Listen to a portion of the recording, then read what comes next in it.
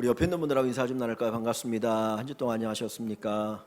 감사합니다. 예배 자리에 오신 여러분 주님의 이름으로 환영합니다. 여러분들은 얼마나 찬송을 부르십니까? 얼마나 자주 찬송을 부르십니까? 찬송은 하나님을 높이고 하나님을 기뻐하는 노래이죠. 그 안에는 믿음의 노래, 감사의 노래, 그리고 하나님을 영화롭게 하는 그 의미가 담겨 있는 노래입니다. 우리는 보통 찬송을 부를 때에 그 찬송 속에서 하나님이 내게 복을 주심을 인하여서 기뻐하면서 그 찬송을 부르게 됩니다. 근데 찬송을 부르다 보면 이 찬송이 하늘의 언어라고 하는 것을 알게 됩니다. 그 찬송 속에는 감사의 고백이 담겨 있고 믿음의 고백이 담겨 있고 또 긍정의 언어가 담겨 있습니다. 그래서 진심 어린 찬송을 부르게 되면 우리가 비록 이 땅에 살아가지만 천국을 누리며 살아가는, 천국의 감동을 받고 살아가는 귀한 삶이 될 수가 있습니다. 여러분 언제 찬송을 부르십니까? 한번 여러분의 지난 일주일 동안의 삶을 생각해 보면 내가 정말 얼마나 찬송을 불렀는가, 몇 번이나 불렀는가 한번 생각해 보십시오. 아마 많은 분들이 일주일 동안 예배 시간 외에는 찬송과 관계없이 살아가는 분들도 많이 있을 것입니다. 사실 하나님께서는 우리의 찬송을 받기를 원하시고 우리가 찬송 부르기를 원하고 있습니다. 그런데 우리가 언제 찬송을 부르려고 합니까? 내 안에 기쁨이 있고 즐거움이 있고 내가 원하는 일들이 이루어졌을 때 야, 하나님이 내게 복을 주셨네? 그리고 찬송을 하게 되어지죠. 또는 예배를 드릴 때 종교의식 속에서 찬송을 할 수 있습니다. 그런데 찬송이라고 하는 것이 어떤 좋은 환경과 좋은 조건과 내가 원하는 일들이 일어나만 부를 수 있는 노래라고 한다면 그건 찬송이 아닙니다. 사실 세상 사람들도 좋은 일이 있으면 흥얼흥얼 거리거든요. 비록 찬송의 가사는 아니고 일반적인 노래이지만 좋은 일이 있으면 흥얼거리게 되어지고 그리고 파티를 열기도 합니다. 찬송이라고 하는 것은 어떤 그런 것과 관계없이 하나님을 높이고 하나님 앞에 감사의 고백을 드리는 것, 하나님을 바라보고 믿음으로 드리는 것이 찬송입니다. 오늘 우리가 읽은 이 말씀 속에 보면 이 바울이 빌립보라고 하는 도시에 가서 복음을 전하게 됩니다. 사실 바울은 소아시아에서 복음을 계속 전하기를 원했는데 하나님께서 빌립보라고 하는 도시까지 인도하셨어요. 거기에서 루디라라고 하는 여인을 만나서 복음을 전하고 교회가 세워집니다. 근데 바울이 길을 가는데 이 귀신 들린 한 여자가 계속해서 바울을 쫓아오는 거예요. 아, 당신은 하나님의 사람입니다. 당신은 구원의 복음을 전합니다. 계속 쫓아다니니까 이 바울이 귀찮았어요. 그래서 이거 가만히 있으면 안 되겠다. 그래가지고 귀신을 쫓아내줍니다. 그래서 귀신 들렸던 자가 온전해지고 정상이 되어서 자기 인생을 살아갈 수 있게 됐습니다. 얼마나 좋은 일입니까? 그런데 이 바울이 귀신을 쫓아낸 것 때문에 이 바울은 옥에 갇히게 되었고 매를 많이 맞게 되었습니다.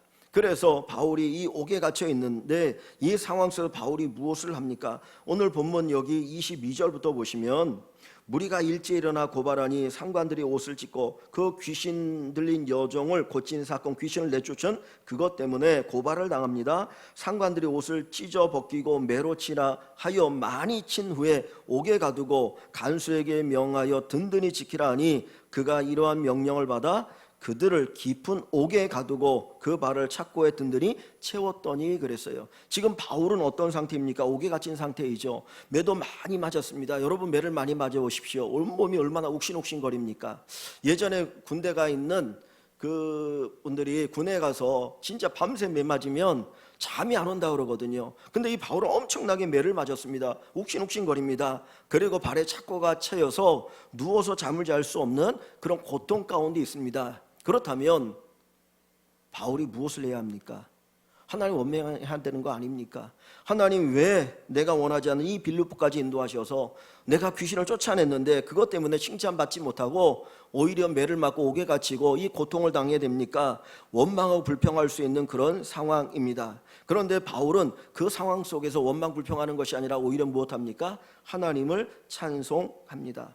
바울이 하나님을 찬송하는 그 순간은 어떤 정말 모든 것들이 잘 풀어지는 순간이 아니었어요. 정말 형통한 순간이 아니었습니다. 그는 고난과 고통과 아픔 속에서 원망하고 불평할 수밖에 없는 그 상황 속에서 하나님을 오히려 찬송합니다. 우리는 일반적으로 이런 생각을 합니다. 사람이 원망하고 불평할 때는 반드시 그만한 어떤 이유가 있다라고 생각하죠. 근데 성경을 보니까 맞습니다. 그만한 이유가 있습니다. 그만한 이유가 있습니다. 지난 2달 동안 새벽에 이 민숙이라고 하는 그 구약 성경을 우리가 계속해서 매일같이 한 장씩 살펴봤습니다. 근데 민수기 36장은 이스라엘 백성들이 광야 40년 동안 살았던 삶에 대해서 기록하고 있어요. 그들이 애굽에서 나와서 시내산에 머물다가 거기서 출발하면서 이제 가나안 땅 근처까지 오는 그 긴 기간의 여정이 거기에 기록되어 있고, 그 기간이 약 38년의 시간이 흘러갑니다. 그런데 거기에 보면 하나 딱 우리에게 남는 게 뭐냐면, 야, 이스라엘 백성들이 엄청나게 하나님을 원망하고 불평했구나. 38년 동안 정말 하나님 원망 불평한 내용들이 많이 기록되어 있어요. 그런데 처음에는 야, 진짜 이놈들 나쁜 놈이야, 어떻게 하나님 이렇게 불평할 수 있어, 그런 생각이 들었는데, 그 성경을 읽으면서 무슨 생각이 들었냐면, 불평할 만한 충분한 근거가 있더라는 거예요.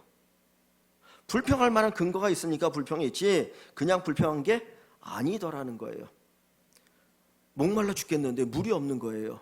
하나님께서 모세를 통해서 인도하셔서 거기에 딱 갔는데 거기 물이 없어요. 그럼 어떻게 해요? 불평할 수밖에 없어요. 사실 매일같이 만나라고 하는 것을 통해서 그것을 고먹기도 하고 쪄먹기도 하고 이 방법 정밥으로 먹기도 하지만은 그들은 오직 만나만 먹고 사는 겁니다. 고기가 없어요. 불평할 수밖에 없지 않습니까? 길이 너무 험한 거예요. 하나님이 인도라고 해서 따라갔는데 그 길이 험하고 불편하니까 그 길 때문에 원망하고 불평하는 겁니다. 충분히 이해가 되어지는 일들이에요. 그런데 하나님은 그럼에도 불구하고 그 원망하고 불평하는 것에 대해서 하나님 기뻐하지 아니하시고 오히려 그들을 향하여 징계하십니다. 그 이 민수기에 보면 이런 사건이 하나가 있습니다. 모세가 구스 여인과 결혼한 사건이 있어요. 원래 모세의 부인은 누구인가요? 모세의 부인은 십보라거든요. 십보라라는 여자가 모세의 부인이에요. 그래서 십보라를 통해서 아들 둘을 낳았거든요. 그런데 성경에 보면 정확하게 나와 있지 않지만 아마 모세의 부인 십보라가 죽었던 것 같아요. 그러니까 모세가 다시 결혼을 하는데 누구와 결혼하냐면 구스 여자, 지금으로 말하면 이디오피아 출신의 아프리카 여자와 결혼을 하는 겁니다.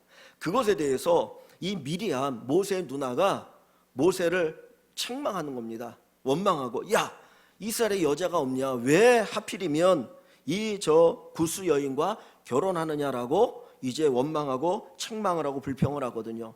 여러분 가만히 생각하면 이해가 되지 않습니까? 그죠?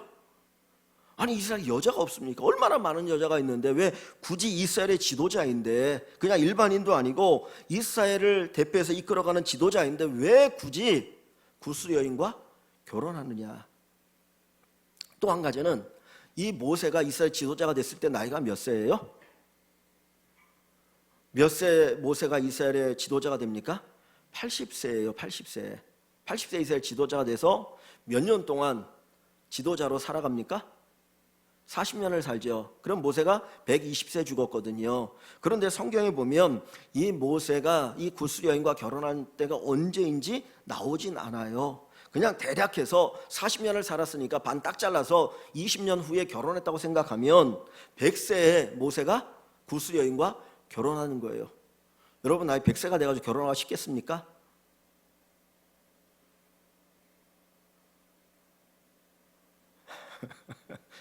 모세가 나이가 100세예요.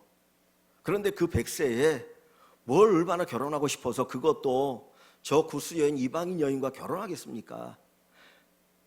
모세도 생각이 있지 않겠습니까? 내가 이스라엘 지도자인데 내가 100세가 되어서 이방 여인과 결혼하면 백성들이 나를 어떻게 생각할까? 그거 다 생각할 수 있거든요. 그런 거 보면 무슨 생각이 드냐면, 야, 모세가 결혼하고 싶어서 결혼한 게 아닐 수 있겠구나 하는 생각이 드는 거예요. 그죠? 그 나이에 구스 여인과 결혼을 하는 것은 모세가 결혼하고 싶어서 결혼하는 것이 아니라 누가 모세를 결혼하게 만들었을 것 같아요? 하나님이 결혼하게 하신 것이 아닐까 충분히 추측이 가는 거예요. 그러면 왜 하나님께서 이 미리암에게 그런 원망을 들었고 불평을 들을 수 있음에도 불구하고 모세에게 결혼하게 하실까? 성경의 전체적인 맥락 속에 보면 하나님의 구원의 은총은 유대인뿐만 아니라 이방인들에게도 있다라는 것을 보여줘요. 하나님은 유대인만, 이스라엘 사람만 구원하고 그들만 살아간 것이 아니라 이 세상의 모든 사람들 구원하기를 원하셨고 그들을 사랑하신 거예요. 그래서 모세라는 사람을 통해서 구스 여인과 결혼함으로써, 야, 나는 이스라엘만의 하나님이 아니라 온 세상의 하나님이다라고 하는 것을 보여주시는 거예요. 성경에 보면 내가 원하지 않았는데 하나님께서 결혼시킨 선지자가 있어요. 누군지 아세요? 호세아. 이 호세아가 결혼한 여자는 더 이상한 여자예요. 몸 파는 여자였어요. 기생 몸 파는 여자를 하나님은 선지자인 호세아에게 그 여자와 결혼하라는 거예요. 그럼 세상의 사람들이 어떻게 보겠습니까? 밥 한 끼 그런 여자와 먹는 것도 비난의 거리가 되는데 그 사람과 결혼해서 산다고 하면 엄청난 비난거리가 되잖아요. 근데 하나님은 결혼하게 하셔요. 거기에 하나님의 뜻이 있고 목적이 있는 거예요. 마치 몸 파는 여자 같은 우리를 하나님이 사랑하셔서 구원하신다라고 하는 것을 보여주기 위해서 하시는 거거든요. 그러니까 민수기에 있는 말씀을 보면 충분히 원망할 만해요. 그래서 사람들이 원망하는 거예요. 그런데 하나님은 그런 상황 속에서도 원망하지 말아라. 그 원망한 상황이지만 그 상황 속에서도 하나님에 대한 믿음을 가지고 무엇하라는 겁니까? 오히려 하나님을 찬송하라는 거예요. 우리가 찬송을 부를 수 있는 것은 우리의 환경이 좋아져서 찬송을 부를 수 있는 게 아니에요. 내가 원하는 일들이 다 이루어져서 찬송을 부를 수 있는 게 아닙니다. 우리 인생 항상 빛이 있고 어둠이 있어요. 잘 되는 일도 있고 안 되는 일도 항상 같이 일어나게 되어 있거든요. 그런데 안 되는 일을 보면 원망이 되어지고 찬송할 수가 없는 거예요. 찬송이라고 하는 것은 환경과 여건을 가지고 하는 것이 아닙니다. 우리가 인생을 살아가 보면 내가 실패를 해요. 근데 왜 실패해야 되는지 나도 모르겠어요. 우리가 인생을 살아가다 보면 어려움을 당하는데 내가 왜 어려움을 당하는지 이유를 모르겠어요. 우리가 인생을 살아가다 보면 고난을 당하고 괴로울 때가 있어요. 그런데 왜 내가 괴로움을 당하고 고난을 당해야 되는지 이유를 모를 때가 많아요. 그런 상황 속에서 우리가 현상만 보고 하나님 원망하는 것이 아니라 하나님의 신실하심을 믿고 우리가 그 하나님을 찬송할 수 있기를 소망합니다. 하나님 어떤 하나님이셔요? 우리를 사랑하신 하나님이잖아요. 우리를 구원하신 하나님이잖아요. 그리고 모든 것을 아시고 우리에게 좋은 것 주시길 원하시는 분이 바로 우리가 믿는 하나님이에요. 그래서 성경은 모든 것이 합력하여 선을 이룬다. 모든 것이 합력하여 선을 이룬다라고 우리에게 가르쳐주고 있습니다. 오늘 우리 청년들하고 우리 중고등부 아이들이 운동을 하려고 했다고 그래요. 그래서 김 목사님이 저한테 이번 주일날 오늘 저녁 5시에 어디 운동장에서 이렇게 운동을 하려고 합니다. 그 얘기를 하더라고요. 그런데 화요일날 오후에 저한테 목사님 주일날 비가 온대요. 그래서 아무래도 이거 취소해야 될 것 같아요. 그래서 아직 한참 남았으니까 조금 더 기다려 봅시다. 조금 더 기다려보고 그때 가자. 그랬는데 수요일날도 날씨 맑고 목요일날도 날씨 맑고 그리고 어제도 날씨 따뜻하고 맑지 않았습니까? 제가 하늘을 보면서 아니 무슨 비가 오겠어. 이렇게 날씨가 좋은데. 그리고 또 이제 핸드폰을 뜯으러 보니까 오늘 비 온다는 거예요. 진짜 비 올까? 그리고 아침에 딱 보니까 비가 오더라고요. 놀랍습니다. 그걸 어떻게 예측할 수 있어요? 슈퍼컴퓨터로. 그리고 이 지구 전체를 다 보는 거예요. 그리고 구름이 어떻게 흘러가는지, 바람이 얼마나 세게 부는지 그 세기를 다 측정을 해서 주일날이 되면 여기 비가 올 거야. 그리고 예보를 해주는 거거든요. 근데 우리는 뭐만 봅니까? 지금 내가 살고 있는 여기만 보고 있어요. 그러니까 여기는 맑은데 무슨 비가 와. 말도 안 되는 것 같아. 어제도 그렇게 맑았는데. 그런데 영락없이 오늘 비가 오잖아요. 우리는 뭐만 봅니까? 내 눈앞에 있는 것만 봐요. 내 눈앞에 있는 것만 봅니다. 그런데 하나님은 다 보셔요. 하나님이 영원하신 하나님이기 때문에 모든 걸 다 알고 계셔요. 그 하나님께서 말씀하신 것은 진리입니다. 그 하나님께서 모든 것을 이루어 나갈 때 그 하나님은 우리에게 유익되는 것을 만드시고 계획하시고 이루어 가시지 우리에게 손해가 되는 것은 이루지 않는다라는 거예요. 비록 이 바울이 이 빌립보 감옥에 갇혀서 매를 맞고 착고에 차이고 고통 가운데 있지만 이 바울은 뭘 믿었어요? 하나님을 믿은 거예요. 하나님의 전능하심을 믿었고 하나님의 전지하심을 믿었고 하나님의 사랑을 믿었기 때문에 그 상황 속에서 찬송할 수 없는 상황 속에서도 찬송할 수가 있었던 것입니다. 모든 것을 합력하여 선을 이루시는 그 하나님, 바로 그 하나님을 믿고 그 하나님을 찬송하는 저와 여러분 되시기를 주님의 이름으로 축원합니다. 이 바울이 한밤중에 25절을 보십시오. 25절에 보면 한밤중에, 여기 한밤중이라고 하는 시간적으로 아주 어두운 밤 아닙니까? 12시가 지나고 동이 트기 이전에 그 어두컴컴한 밤을 이야기하지만 이 한밤중이라고 하는 것을 우리가 생각해보면 우리 인생에 가장 어려울 때, 정말 조금의 빛도 보이지 않는, 아무런 희망이 보이지 않는 정말 절망적인 그 상황 속에서 바울과 실라가 무엇합니까? 바울과 실라가 기도하고 하나님을 찬송함에 죄수들이 듣더라 그랬습니다. 한밤중에 아무런 소망이 보이지 않는 그 상황 속에서 이 바울은 무엇을 해요? 하나님 앞에 기도해요. 하나님 앞에 기도합니다. 캄캄한 밤, 어두운 밤, 깊은 감옥에 갇혀서 그 바울이 하는 것은 하나님을 향하여 기도하는 것이었습니다. 그런데 그 바울이 기도했더니 그 기도가 무엇으로 변해요? 찬송으로 변해지는 거예요. 하나님, 내가 억울하게 감옥에 갇혀 있습니다. 왜 여기에 갇혀 있는지 모르겠습니다. 나는 선한 일, 좋은 일을 했고 귀신을 쫓아줬는데 왜 내가 여기에 갇혀 있습니까? 하나님 도와주십시오. 그러면서 울부짖는 기도로 눈물의 기도를 시작했습니다. 그런데 그 하나님에 대한 온전한 신뢰, 그 하나님을 향한 온전한 믿음이 깊어지면서 이 바울은 그 부르짖는 기도가 뭐가 됐습니까? 하나님을 찬송하는 찬송이 됐어요. 하나님에 대한 찬양, 하나님을 기뻐하고 하나님을 영화롭게 하고 하나님 나로 하여금 여기에서도 주님을 찬송하게 하시니 감사합니다. 하나님 분명히 깊은 뜻이 있는 줄 압니다. 하나님 나에게 이런 기쁨을 주시니 감사합니다. 그러면서 그는 찬송을 드리게 되었던 거예요. 여러분, 우리가 기도할 때에 쓴 마음을 가지고, 아픈 마음을 가지고, 고통을 가지고 기도하기 시작합니다. 그런데 문제가 해결되지 않았지만 우리가 기도 중에 온전히 하나님을 만나고 하나님을 믿게 되어지면 우리 안에 평화가 찾아오기 시작해요. 내 안에 기쁨이 찾아오기 시작합니다. 그래서 감사가 넘치게 되어지고, 그래서 하나님을 찬양하게 되는 것입니다. 눈물의 기도로 시작했지만 마지막에는 찬송으로 끝마치는 그런 역사가 우리에게도 일어나게 되어질 줄 믿습니다. 여러분, 환경이 우리를 찬송하게 하는 게 아닙니다. 기도가 우리를 찬송하게 하는 겁니다. 여러분, 힘들고 어려우십니까? 기도해 보십시오. 기도하면 하늘의 말을 하게 되어지고, 기쁨의 말을 하게 되고, 감사의 말을 하게 되고, 믿음의 말을 하게 되면서 찬송이 넘쳐나게 됩니다. 바울이 기도 중에 찬송하게 되었습니다. 한밤중에 바울과 실라가 기도하고 하나님을 찬송하며, 한밤중에 바울과 실라가 기도하고 하나님을 찬송하며, 여러분의 삶 속에서 정말 내 인생의 한밤일지라도, 어둠이 가득 깔린 그 밤과 같을지라도 그 상황 속에서 기도하고 찬송하실 수 있는 우리 모든 성도 여러분 되시기를 주님의 이름으로 다시 한번 축원합니다.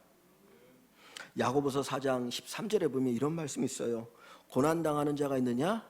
그는 기도할 것이요, 즐거워하는 자가 있느냐? 그는 찬송할 것이니라. 고난당하는 자가 있느냐?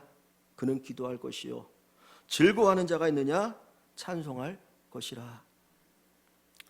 고난당한 사람 기도해야 되고 즐거워하는 사람은 찬송하는 거구나 라고 이제까지 제가 이 말씀을 보면서 생각했어요. 그런데 이 설교를 준비하면서 이 말씀을 다시 생각해 보니까 이 고난당하는 자와 즐거워하는 자는 따로따로 떨어져 있는 게 아니더라고요.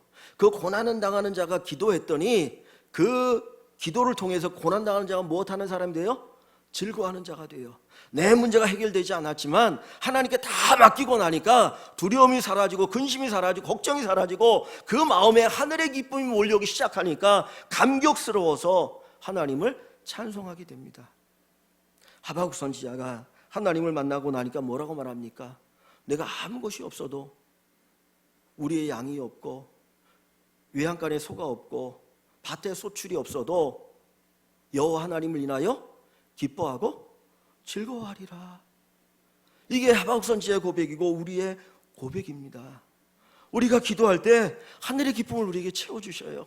환경은 똑같은 환경이 변하지 않았어요. 그러나 기도하면서 하나님 바라보면, 하나님 의지하면 하늘의 기쁨으로 감사의 고백을 가지고 하나님을 찬양케 하시는 놀라운 은혜가 일어나게 됩니다. 이 은혜가 우리에게 있기를 소망합니다. 기도하다 보면 찬송하게 됩니다. 기도하다 보면 찬송하게 됩니다. 여러분, 기도의 자리에 앉아보십시오. 기도의 자리에 앉아보십시오. 그러면 나도 모르게 내가 변화되어지고 찬송하는 나를 발견하게 될 것입니다. 바울만 기도하고 찬송하는 것이 아니라 모든 성도들이 기도를 통해서 찬송의 역사로 나가게 될 줄 믿습니다. 근데 여러분, 이 바울이 기도할 때, 그리고 찬송할 때 그 찬송 소리를 누가 들었습니까? 여기 25절을 한번 다시 읽어볼까요? 25절. 한밤중에 바울과 실라가 기도하고 하나님을 찬송하며 죄수들이 듣더라. 자, 여기 보면 누가 바울의 찬송 소리를 들어요? 죄수들이 들어요. 여러분, 이 죄수들은 어떤 사람입니까? 저는 감옥에 안 가봐서 잘 모르겠는데, 감옥에 있는 대부분의 사람들은 어떤 사람이라고 자기 자신을 생각해요? 억울하게?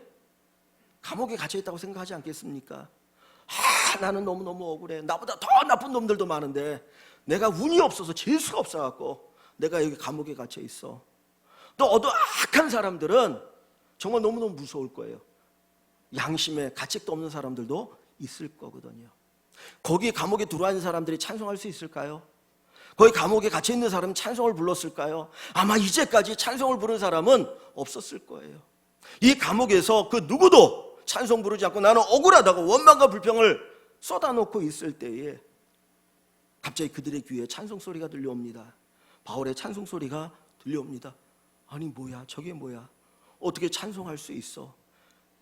어떻게 여기서 찬송할 수 있지? 그러면서 그 죄수들의 마음에 뭘 일으킵니까? 감동을 일으키게 되는 거예요. 여러분, 우리가 세상에 감동을 줄 수 있는 게 뭘까요? 정말 우리가 세상의 빛과 소금 역할을 감당할 수 있는 게 뭘까요? 바로 찬송하는 삶입니다. 찬송할 수 없을 때 찬송하는 것, 감사할 수 없을 때 감사하는 것, 믿을 수 없을 때 믿고 그 하나님을 찬송하는 그 삶이 우리 주변에 있는 사람들에게 감동을 끼치게 됩니다. 히브리서 기자는 찬송이 우리의 입술의 열매다 그랬어요. 정말 내가 예수 믿는다면 우리 입술에 열매가 있어야 되는데 그 입술의 열매가 찬송입니다. 감사의 찬양입니다. 기쁨의 찬양입니다. 믿음의 찬양입니다. 긍정의 찬양입니다. 나의 찬양 소리에 내 옆에 있는 사람들이 감동을 받았으면 좋겠습니다.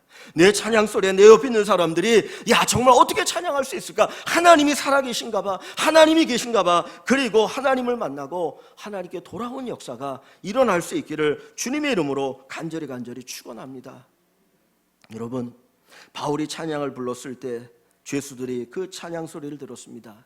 근데 죄수들만 이 찬양 소리를 들은 것이 아니고 누군가가 또 찬양 소리를 들었습니다. 누가 이 찬양의 소리를 들었을까요? 누가 들었을까요? 제가 일부 예배 때 물어보니까 우리 집사님 한 분이 간수가 들었을 거라고 그래요. 간수가 들었을 거다. 맞아요, 그죠? 간수 아시죠? 소금에서 나오는 그 간수 말고, 예? 그 옥을 지키는 사람이 간수잖아요. 간수도 들었죠. 근데 진짜 누가 들었습니까? 이 찬송 소리를 누가 들어요? 하나님이 들으셨어요. 바울이 찬송할 때, 실라가 찬송할 때 그 옆에 있던 죄수들만 들은 게 아니고요, 하나님이 그 찬송 소리를 들으셨어요.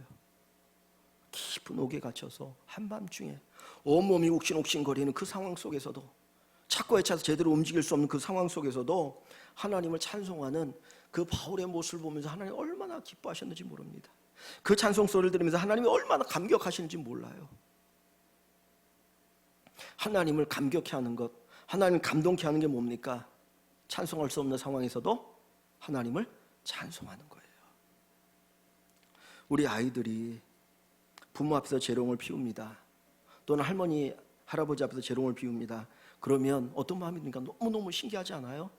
예쁘고 대견하고 사랑스럽고 뭔가 주고 싶어서 정말 주머니에 사탕 있으면 하나 주고, 그리고 주머니에 뭐 돈이 있으면 야, 이거 용돈 내라 주고 싶지 않습니까? 그게 마음이거든요. 지금 하나님이 이 바울의 찬송을 들으시고 어떤 마음을 가시죠? 야, 이 바울이 이 한밤중에 깊은 감옥에서 저렇게 온몸이 욱신욱신거리는데 나를 찬송하는구나. 그리고 하나님 뭐 하셔요? 그에게 은혜를 주셔요. 그를 위해서 일하기 시작하셔요. 자, 여기 26절 한번 같이 읽어봅니다. 26절 한번 보세요. 천천히 같이 한번 읽어보겠습니다. 이에 갑자기 큰 지진이 나서 옥토가 움직이고 문이 곧 다 열리며 모든 사람의 메인 것이 다 벗어진지라. 아멘. 여기 이에 그랬어요. 이에라고 말은 결과예요. 찬송의 결과로 찬송을 드렸더니 그 결과로 이런 일이 일어났다는 겁니다. 찬송을 드리면 이런 일이 일어나요. 근데 여기 보니까 갑자기 그랬어요. 갑자기 전혀 생각지 못했어요. 아무도 생각하지 못했어요. 찬송하는 바울도 생각하지 못했는데 갑자기 어떤 역사가 일어납니다. 하나님의 역사는 갑자기 우리에게 일어날 수 있어요. 내가 기대하지 못했는데, 생각하지 못했는데 찬송했더니 하나님이 갑자기 우리를 위해서 일하십니다. 이것을 가리켜 뭐라 그래요? 기적이라고 이야기하죠. 근데 보세요. 큰 지진이 일어납니다. 큰 지진이 나서 옥토가 움직여요. 옥토가 움직여요. 그리고 문이 곧 다 열리며, 문이 곧 다 열리며, 곧이라고 하는 것은 금방이잖아요. 바로 다, 모든 문들이 다 열렸어요. 지금 바울을 가두기 위해서 수많은 문들이 닫혀 있거든요. 하나가 아니에요. 2개, 3개, 4개 많은 문들이 닫혀 있어요. 도망갈 길이 없어요. 나갈 길이 없어요. 답답해요. 막막해요. 내 인생이 어떻게 될지 몰라요. 그런데 찬송했더니 다 열려버렸어요. 그를 가로막는 모든 분들이 열려버립니다. 그리고 그 밑에를 보십시오. 모든 사람의 매인 것이 다 벗어진지라. 다 벗어졌어요. 나를 묶고 있던 것들이, 바울을 묶고 있던 것들이, 사람들을 묶고 있던 것들이 다 벗어졌어요. 이제는 자유예요. 이제는 자유예요. 한밤중에 기도했더니, 한밤중에 찬송했더니, 깊은 감옥에서 찬송했더니, 묶인 상황에 찬송했더니 하나님이 역사하시니까 다 열리고 다 벗어지고 자유함을 얻습니다. 하나님의 이런 은혜가 찬송하신 여러분들에게 있기를 축원합니다.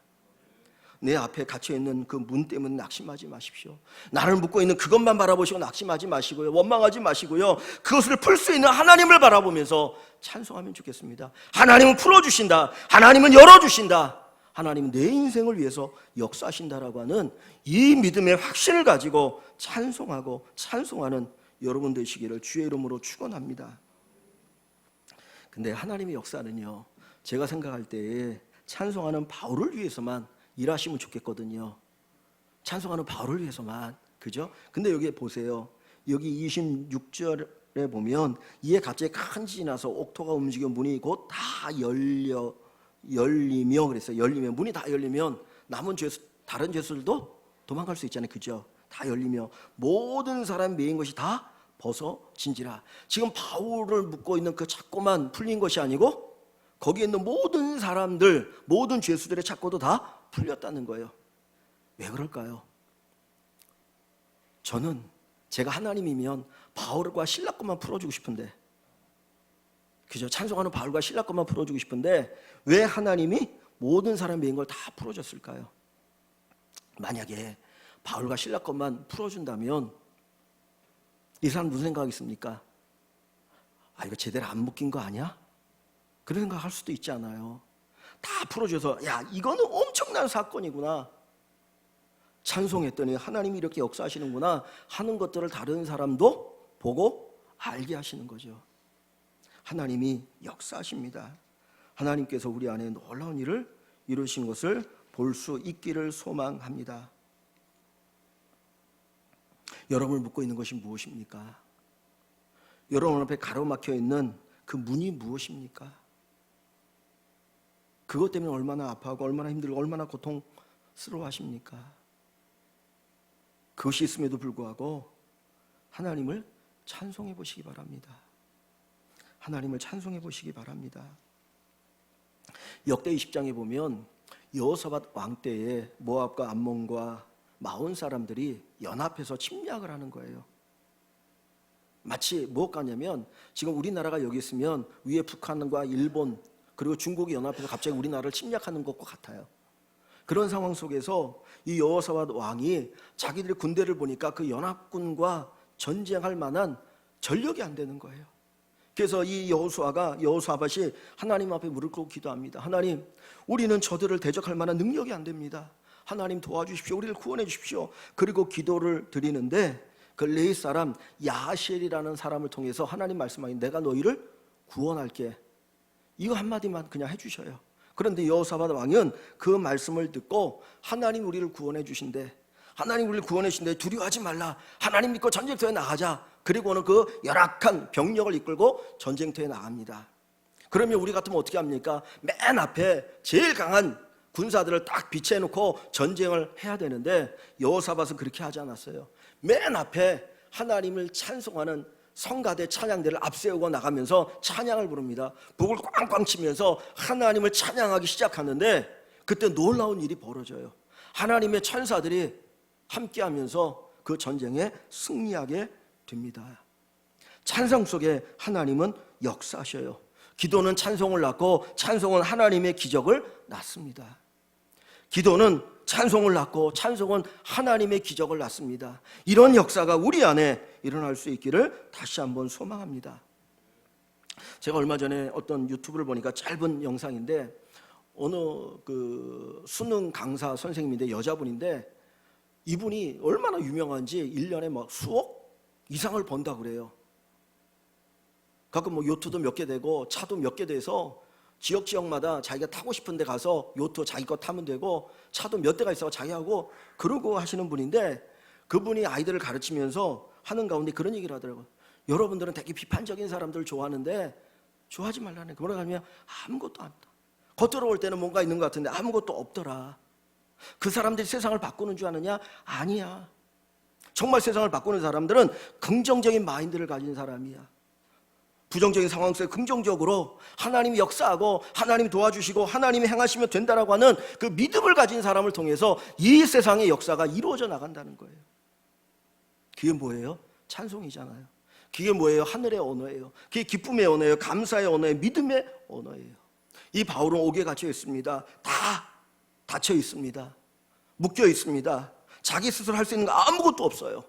그런데 그는 기도하면서 뭘 합니까? 하나님을 찬송합니다. 하나님을 높입니다. 그때 하나님이 이 바울과 실라를 위해서 옥문을 여는 귀한 역사가 이루어지게 돼요. 죄수들이 아마 그 하나님을 찾게 되었을 겁니다. 여기 뒷부분에 보면 간수가 이 사건을 통해서 예수를 믿게 돼요. 내가 어떻게 하면 구원받을 수 있겠느냐? 주 예수를 믿어라. 그리하면 너와 내 집이 구원을 받으리라. 그래서 그 간수의 온 집안이 예수 믿고 구원받는 역사가 일어나게 되었어요. 내가 이 땅에서 잘 먹고 잘 살기 위해서 하나님의 기적을 바라고 찬송하자는 게 아니잖아요. 정말 주님의 영광을 위해서 주님의 일하심을 기대하면서 수많은 사람 예수 믿기를 원하여서 우리가 찬송하기를 원합니다. 찬송하면 하나님 역사하십니다. 여러분 하루에 몇 번 찬송하십니까? 얼마나 찬송하십니까? 정말 우리의 입을 열어서 우리의 마음을 열어서 마음껏 하나님을 찬송했으면 좋겠어요.